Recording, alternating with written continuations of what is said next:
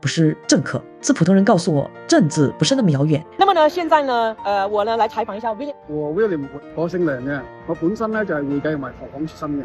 今次咧，我幫阿 Grant 做呢個義工工作，我覺得阿 Grant 聰呢個人係好有知識同埋有咁嘅能量，可以做到一個好好嘅議員，即係代表社區做好多嘢。所以咧，我哋全力支持佢啦。呢幾個禮拜咧，幾乎即係同我做 full time 嘅。咁咧，我都聽講咧，做呢個義工咧係好好嘅。你可唔可以同我哋分享下，即係做呢個義工有咩好處咧？做義工咧，基本上咧，你可以學到咧，如果一個年輕人嚟講咧，你可以了解澳洲個競選個制度係點樣啦。喺度學咗嘢嘅話，可能會幫到你以後你可以喺社會做嘢咧，都有啲幫助。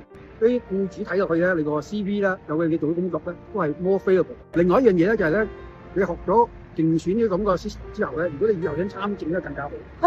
你都有機會了解點樣參。